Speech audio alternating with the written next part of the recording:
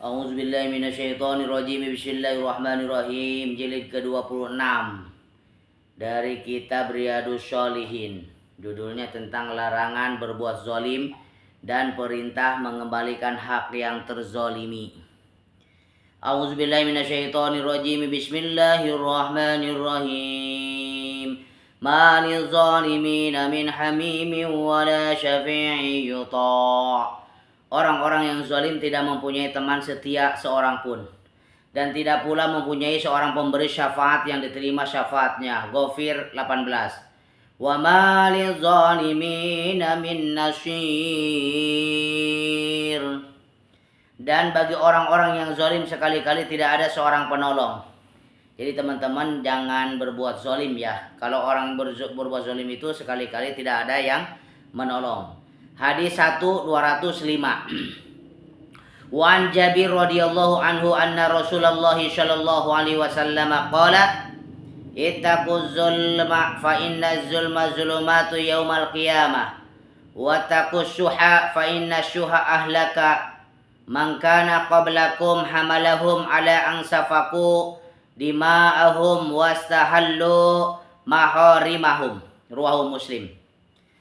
Jabir radhiyallahu an berkata bahwa Rasulullah shallallahu alaihi wasallam bersabda, jauhilah kezaliman karena kezaliman menjadikan kegelapan di hari kiamat. Dan jauhilah sifat kikir karena sifat kikir telah membinasakan umat sebelum kalian.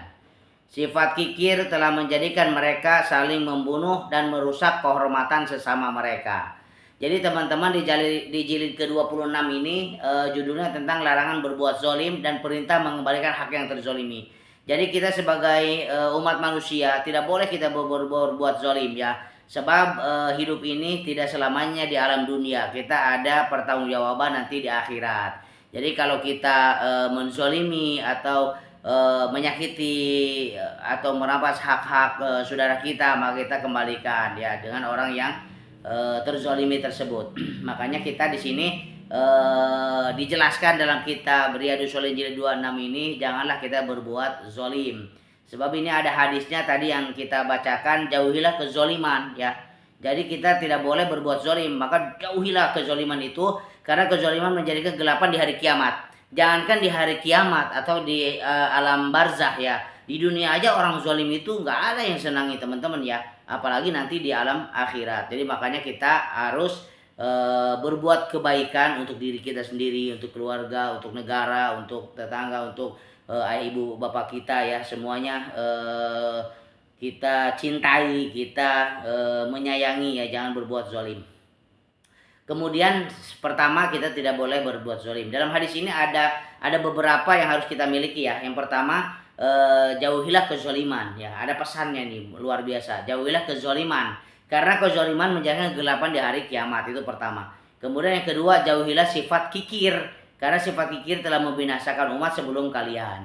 Jadi kikir itu saya teringat saudaranya, masih saudara Nabi Musa alaihissalam ya, namanya Qorun. Itu menjadi orang kaya tetapi bakhil, kikir, tidak mau membantu orang-orang yang membutuhkan atau orang-orang yang kesusahan. Dia berfoya-foya untuk dirinya sendiri ya. Ini makanya kita tidak boleh menjadi orang kikir. Sebab sifat kikir ini telah membinasakan umat sebelum kalian. Nah itu ya, Qorun itu dibinasakan oleh Allah Subhanahu wa taala. Dia dimasukkan semuanya ke dalam bumi ya, di telan bumi. Sampai sekarang makanya ada Qorun ya, itu si orang kikir ya. Jadi makanya kita tidak boleh menjadi orang kikir. Sifat kikir telah menjadikan mereka saling membunuh dan merusak kehormatan sesama mereka. Jadi orang-orang kikir ini, orang bakhil ini bisa mengundang permusuhan atau kebencian atau saling membunuh atau saling merusak. Bahkan tidak ada keharmonisan suatu perjalanan dalam hidup ini. Makanya kita tidak boleh menjadi orang-orang yang memang kikir. Sebab kikir itu bisa merusak kehormatan sesama mereka katanya ya. Jangan saling bermusuhan itu karena kikirnya itu. Makanya jangankan saudara kita, jangankan tangga kita, diri kita pun kalau misalnya kita memiliki teman yang kikir ya kan, saudara yang kikir, kemudian keluarga yang kikir, kita juga nggak mau ya. Apalagi saudara-saudara kita melihat kita bakhil, kemudian kikir, tidak mau mengeluarkan harta di jalan Allah.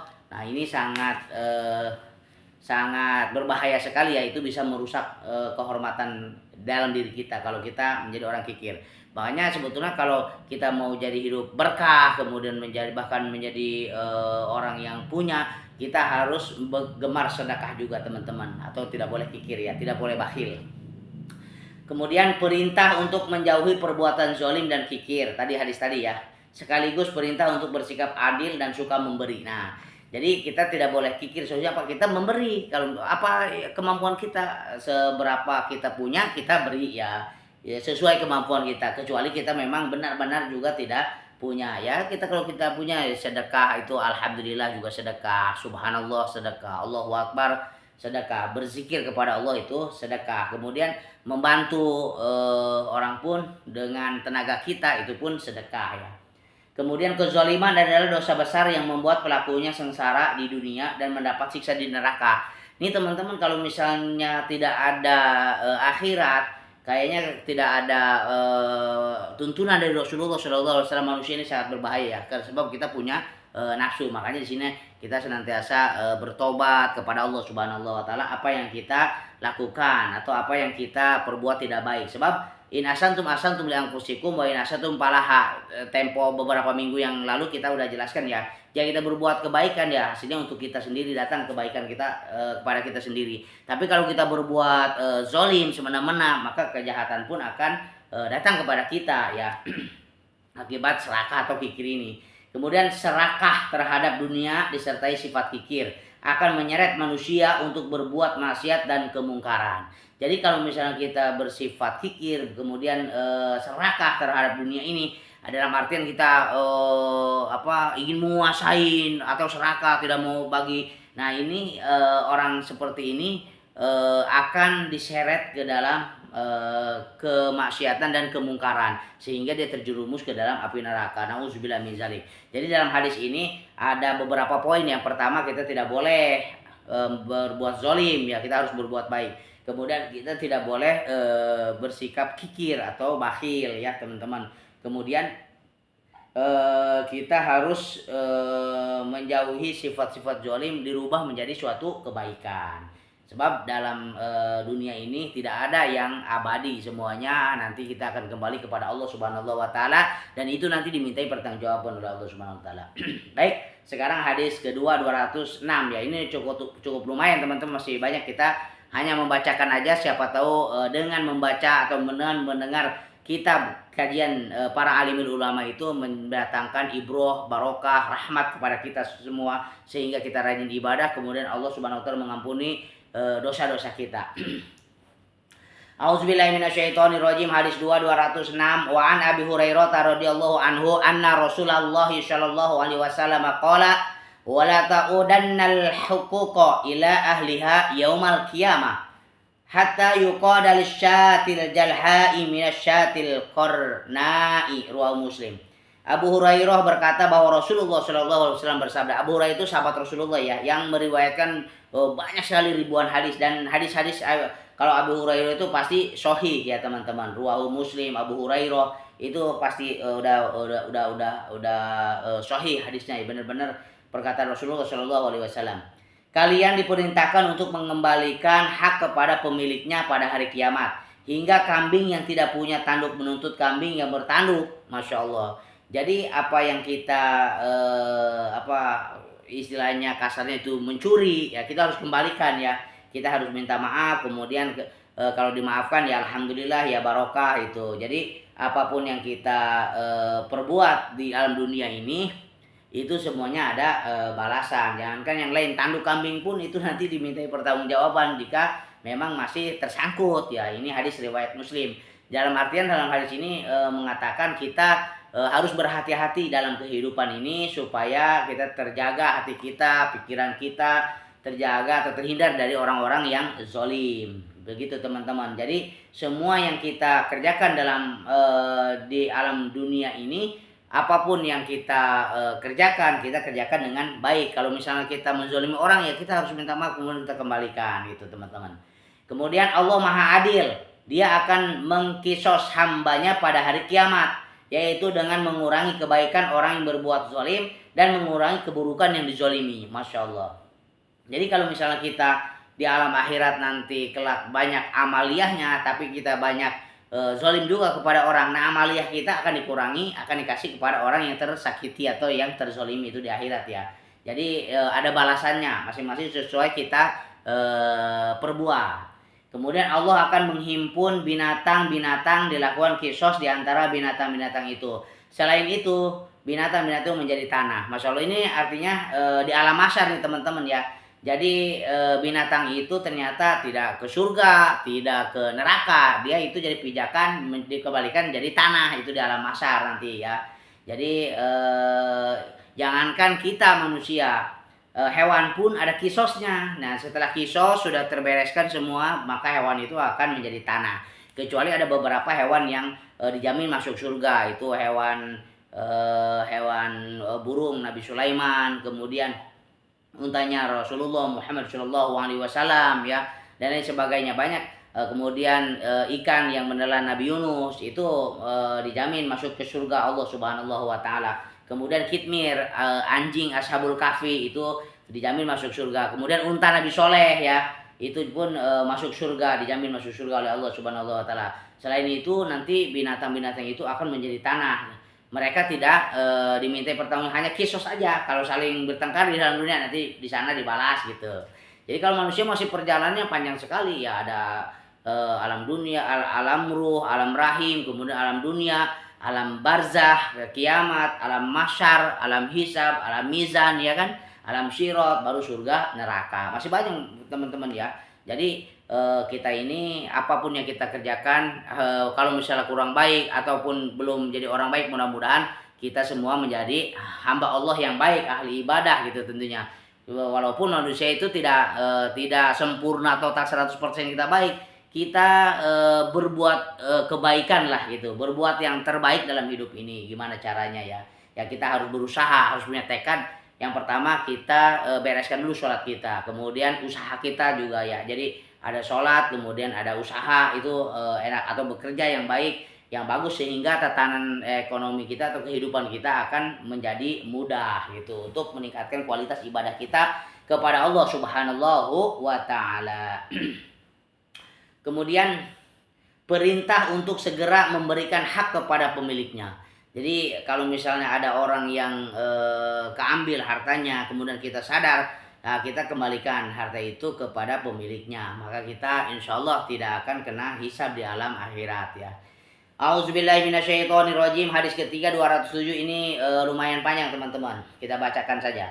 Wa an Ibnu Umar radhiyallahu anhuma qala kunna natahaddatsu an hajjatil wada' wan nabiyyu sallallahu alaihi wasallam baina azhurina wala nadri ma hajjatul wada' hatta hamidallaha Rasulullah sallallahu alaihi wasallam wa asna alaihi summa zakarul masih ad-dajjali fa atba fi zikrihi wa qala ma ba'asallahu min nabi ila anzarahu ummatah anzarahu nuhu wan nabiyuna min ba'di wa innahu yakhruj fikum fama khafiya alaikum min sya'nihi falaysa yakhfa alaikum inna rabbakum laysa bi'awar wa innahu awaru ainil yumna ka'anna ainahu inbatun tofiyah. Ini tulisannya kecil-kecil sekali ya teman-teman, tapi saya bacakan aja. Ala innallaha harrama alaikum dima'akum wa amwalakum kahurmati yaumikum haza fi baladikum haza fi syahrikum haza ala hal balla'nata qalu na'am qala Allahumma ashhad syalasan wailakum awahaikum unzuru la tarji'u ba'di kuffaran yadribu ba'dukum riqaba ba'din. Ibnu Umar berkata bahwa Rasulullah Shallallahu Alaihi Wasallam bersabda, kami berbincang-bincang tentang haji wada. Haji wada itu haji perpisahan. Nabi Shallallahu Alaihi Wasallam duduk bersama kami. Kami tidak mengerti kenapa dinamakan haji wada, sehingga beliau mengucap tahmid lalu berbicara tentang Dajjal dengan panjang lebar. Beliau bersabda, setiap nabi yang diutus oleh Allah akan mengingatkan umatnya tentang kedatangan Dajjal. Nabi Nuh dan nabi-nabi sesudahnya juga telah mengingatkan umatnya. Jika Dajjal keluar, kamu pasti mengenalinya. Sesungguhnya Tuhanmu tidak buta sebelah, sedangkan Dajjal bermata satu. Nah, ciri Dajjal itu bermata satu. Seperti anggur yang keluar, ketahuilah bahwa Allah telah memelihara darah dan hartamu seperti terpeliharanya hari ini di tanah suci ini dan bulan suci ini. Apakah aku sudah menyampaikannya? Para sahabat menjawab, ya. Rasulullah SAW bersabda, ya Allah, saksikanlah ya Allah, saksikanlah ya Allah, saksikanlah. Celakalah kamu, lihatlah, jangan sampai kamu kembali menjadi kafir setelah aku meninggal dunia. Sebagian dari kalian membunuh sebagian yang lain. Jadi teman-teman, haji wada itu haji perpisahan ya, detik-detik Rasulullah nanti pupus dalam dunia ini. Beliau bersabda, apa yang aku sudah sampaikan semuanya, bahkan Al-Quran, As-Sunnah sudah disebarkan, didakwahkan oleh Rasulullah SAW. Ketika Rasulullah berhujah tentang nanti kalau beliau pupus ataupun meninggal alam dunia atau sudah meninggal, maka kita tidak boleh menjadi kafir kembali. Kita harus tetap kuat. La ilaha illallah dakhalal jannah. Jadi kita membaca la ilaha illallah sampai wa'bud rabbaka hatta yatiyakal yakin, sampai ajal tiba ya, sampai kerongkongan atau sampai mati kita la ilaha illallah Muhammadur Rasulullah ya. Jadi kata Rasulullah, jikalau aku meninggal, jangan kalian kembali menjadi kafir ya, jangan berbuat zalim. Kemudian jangan saling membunuh ya, kita harus saling rahmatan lil alamin atau saling memuliakan di antara sesama manusia gitu teman-teman, terutama saudara-saudara kaum muslimin wal muslimat. Rasulullah mengingatkan kita agar berhati-hati dengan hari terjadinya kekacauan dan memperhatikan sifat orang yang suka membuat kerusakan ya. Jadi kita harus hati-hati karena ini udah fitnah akhir zaman. Kemudian Dajjal pasti akan muncul. Ini ciri-ciri kiamat akan tiba, itu salah satunya adalah akan munculnya seorang Dajjal yang ciri-cirinya itu bermata satu. Islam melindungi harta dan jiwa kaum muslimin. Tuh, jelas ya, Islam itu sangat melindungi, jangankan harta orang-orang, jangankan harta kaum muslimin saja, sama jiwa kaum muslimin. Orang kafir pun menjadi tawanan perang Rasulullah itu dimuliakan ya teman-teman, sama haknya gitu. Jadi makanya Islam ini datang untuk menyempurnakan akhlak manusia gitu. Rasulullah ini diutus ke alam dunia ini uswatun hasanah ya, jadi akhlak yang baik, jangankan kepada kaum muslimin saudara kita, kepada non muslim pun sangat hebat sekali, sangat bagus sekali ya akhlaknya gitu. Kemudian Rasulullah sangat sayang kepada umatnya tuh, hingga beliau memperingatkan umatnya agar tidak terseret dalam kezaliman dan kekacauan yang bisa mengubah seorang muslim menjadi kafir tuh, masya Allah. Jadi teman-teman, Rasulullah ini sangat sayang kepada kita ya, bahkan menjelang ajalnya pun beliau ummati menyebut umatku, sangat khawatir terhadap kita ya teman-teman. Oleh karena itu kita mari berbuat baik, kemudian mencari rezeki yang halal, kemudian beribadah kepada Allah dengan totalitas, dengan benar ya, sampai ajal tiba atau mencabut nyawa kita gitu. Itu keterangan, kurang lebih keterangan dari hadis itu. Kemudian ini hadis 4 208, A'udzubillahi minasyaitonirrajim. Hadis ini dari Aisyah ya, Ummul Mukminin Aisyah. Wa an Aisyah radhiyallahu anha anna Rasulullah sallallahu alaihi wasallam qala. Nah, kenapa bukan anhu tapi anha? Sebab perempuan ya. Kalau anha itu bahasa Arabnya perempuan, ha.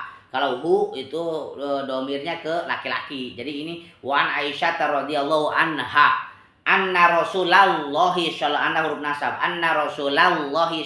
alaihi wasallam qala man zalama kida shibrin minal ardi tawaqahu min sab'i ardina, muttafaq alaih.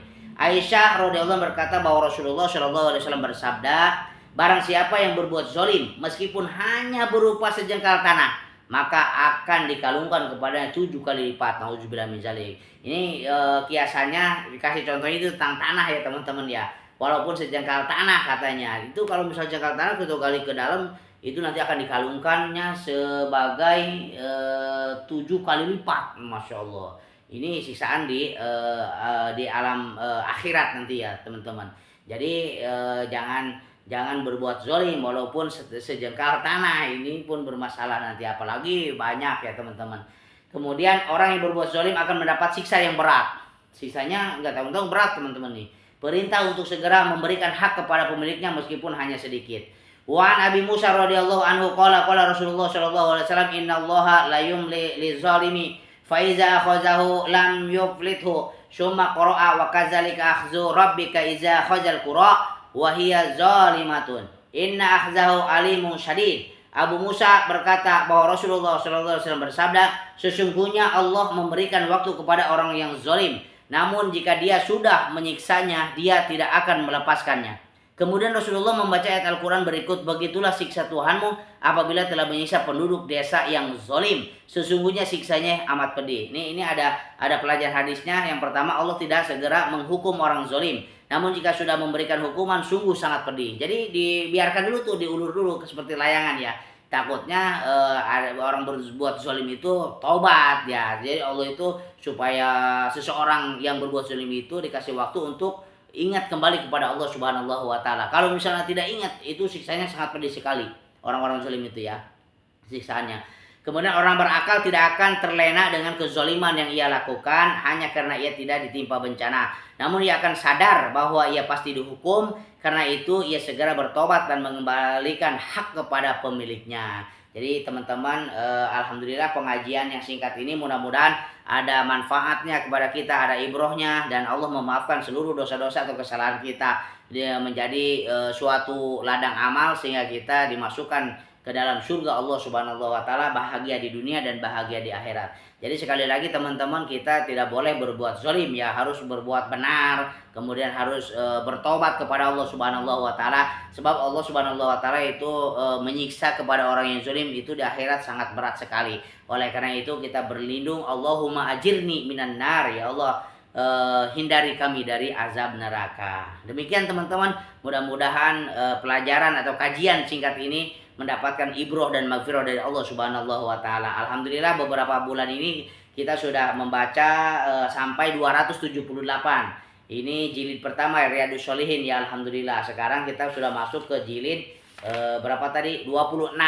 Nanti kita masih jilid ke-26 nih, karena ini masih panjang teman-teman ya. Kita lanjutkan esok insya Allah, mudah-mudahan kita dipanjangkan umur untuk senantiasa beribadah kepada Allah Subhanahu wa taala. Kemudian kita dimudahkan di setiap kesulitan, kemudian disehatkan ya, dari dilindungi oleh Allah Subhanahu wa taala, dibahagiakan di dunia dan bahagia di akhirat. Demikian teman-teman, usikum binafsi wa taqullah. Wassalamualaikum warahmatullahi wabarakatuh.